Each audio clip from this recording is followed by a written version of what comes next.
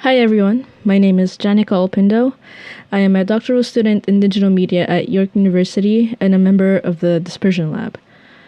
My research project is focused on increasing the sense of inclusion in the culture and practice of breakdancing through the application of interactive digital media. In particular, the work applies interactive machine learning and methods from dance training to this context, with the goal of creating interactive spaces that invite movements and expressions by participants of diverse gender, sexuality, and abilities that might otherwise feel excluded from these performance spaces. Today, I will be talking about the motivations behind designing an interactive breaking music system and present the outcome of our initial system design. I will begin by giving an overview of our scope of research, followed by a theoretical background of our framework and methodologies, and then an outline of our system design and description of our user study. My project seeks to understand the relationship between movements and music.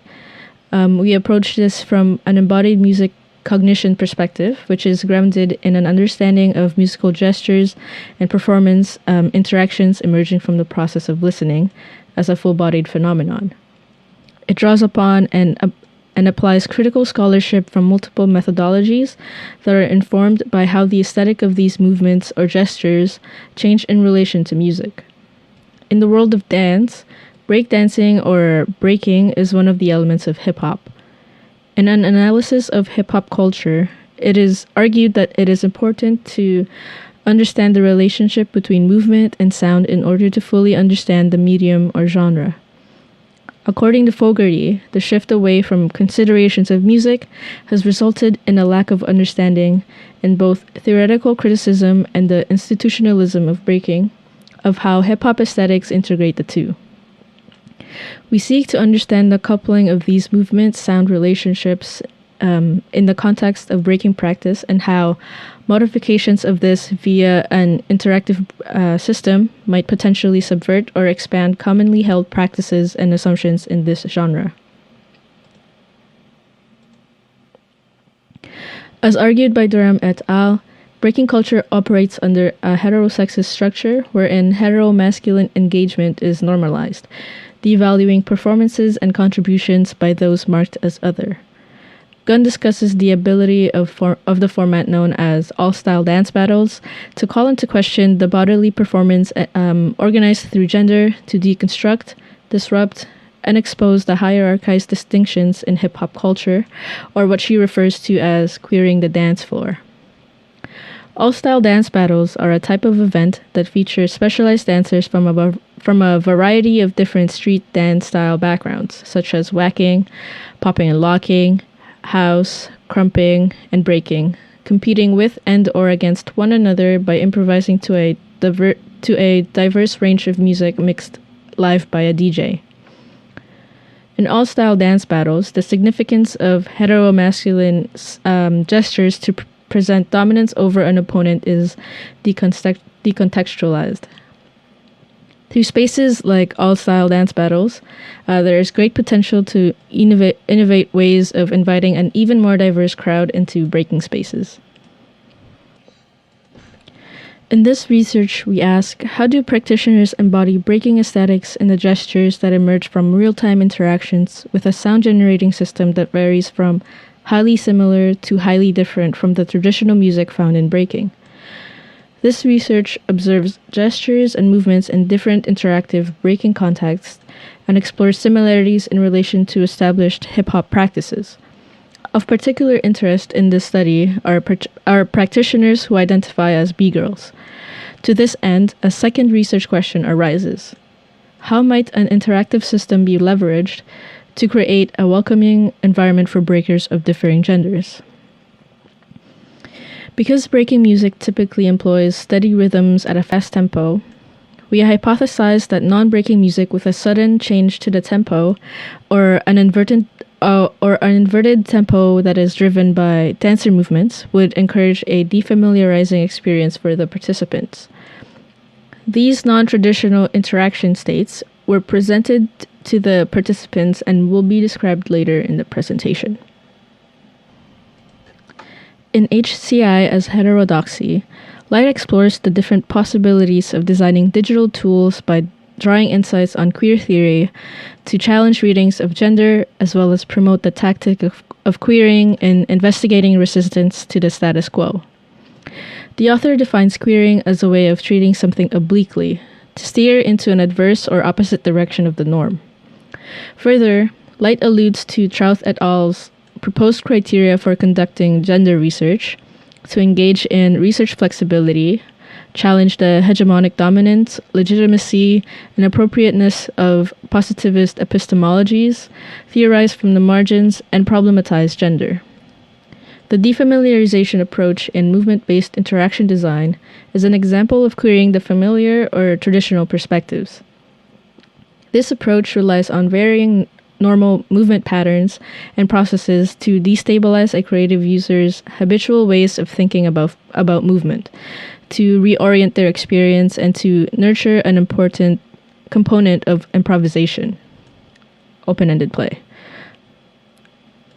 Designing for obliqueness is a practice without the promotion of poor technical or interaction design, to forget, cheat, elude, and obscure the straightness of machine thinking and conservative stance in the human-computer interaction discipline, the privileging of values in favor of effectiveness and efficiency, and the validation of risk-averse research that stay close to the agenda of dominant interests. The moving and making strange methodology, developed by Loken Robertson for designing movement-based interactions, are focused on the lived experience of movement and its felt kinesthetic experience. The MMS methodology is grounded in similar principles as those proposed by Light. The practice of designing for obliqueness and other human-centered approaches in HCI can be seen as a design analog to the notion of querying the dance floor laid out by Gunn. These approaches attempt to mitigate the structural hegemony present in their respective fields.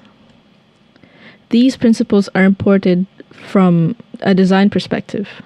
From an evaluation perspective, this research study follows the structure and principles of the MMS methodology by understanding the perspectives of the mover, the observer, and the machine in order to ground the focus on the process of inquiry and exploration. Due to circumstances around the coronavirus pandemic, the research project focused on systems that could be engaged with telematically. This involved extracting movement data from participants' webcams and applying low-pass filter thresholding and noise reduction in order to produce a simplified essence of a person's movements within the frame. This is represented by an all-purpose motion image generator and analyzer, which is then sent to a motiongram module, as seen on the slide. A motiongram is typically used to display motion over a period of time, similar to a two-dimensional spectrogram. In our explorations, we found that this transform could be exploited to provide a more reliable tracking feature than raw values in both X and Y dimensions. In particular, we independently extracted the horizontal and vertical motiongram data, producing vectors of 1 by 100 and 100 by 1 respectively, and used these to further extract the quantity of motion of the movement's vertical motiongram and horizontal motiongram. By capturing data this way, we moved the focus away from attempting to achieve a highly accurate model of the human body using machine learning methods, and instead focus on understanding the more low-level dynamics of movement with the relation to sound. We then applied this data to machine learning methods during the mapping process. This processed XY quantity of motion data is parsed out into 3 different distinct streams: smoothed using an exponential smoothing method, instantaneous velocity, and instantaneous acceleration values. These values are used directly and are further used to train a continuous neural network input-output mapping using Reconator, which subsequently maps to these values into an Ableton Live set as open sound control messages through Max for Live tools, specifically Param Grabber by ShowSync and a simple Max for Live instrument created for this project that allow for communication between Max and Ableton. The IBMS features a complex combination of implicit mapping using machine learning and explicit one-to-many mapping strategies using these parameters, such that one variable is mapped to multiple device parameters through both means at any given moment, as depicted in the shown figure. For example, the variable wec(xv), the Wekinator output of instantaneous velocity of x, is mapped to parameters including reverb, probability of variation, decay, delay time, distance, and filter cutoff across multiple tracks within the live set. This research employs one-on-one and group dance sessions with 8 B-girls involving improvised movements to traditional breaking music, as well as the interactive breaking music system via Zoom. These study sessions are followed by individual or group interviews to reflect on participants' experience of the session, as well as their experience as a B-girl and or their experience of breaking culture in general.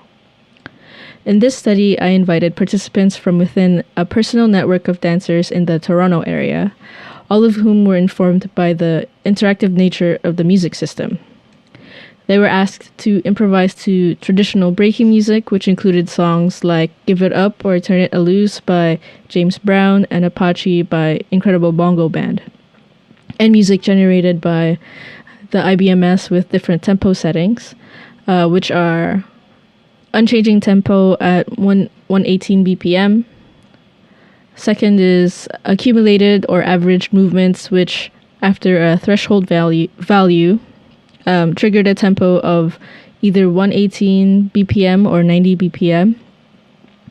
And third setting is tempo changes continuously with dancer movement in the range of 20 BPM to 118 BPM. Individual dance sessions were conducted with the following structure: 10 minutes of dancing to traditional breaking music, and 10 minutes of dancing to the second tempo setting, which is triggering tempo of 118 BPM or 90 BPM.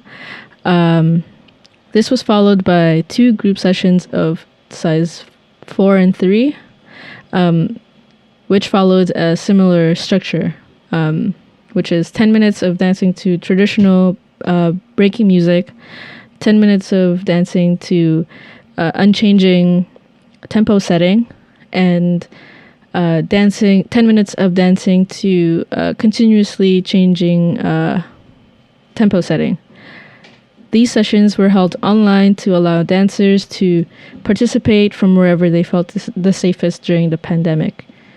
The tempo settings were changed to B1 and B3 for the group dance sessions to observe how dancers would react to music without a stable tempo, and to gradually introduce them to B3. B1 was used as an intermediary setting between the music they were familiar with and an extreme setting of the IBMS. Each dancer was initially asked to raise their hand before the start of their round to avoid everyone dancing at once. However, an interesting emergent phenomena occurred. Dancers instead took turns by ending their round with a gesture that the next dancer would emulate at the start of their round. Here's a video of some of the participants to demonstrate their interaction with the IBMS.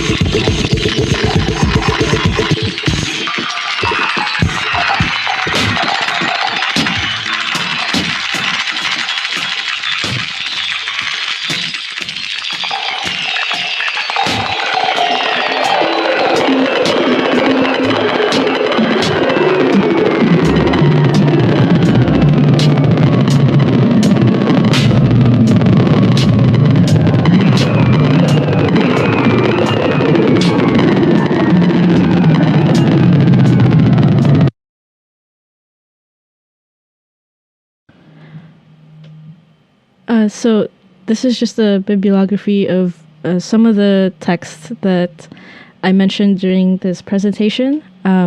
Hope you enjoyed it, and thank you for listening.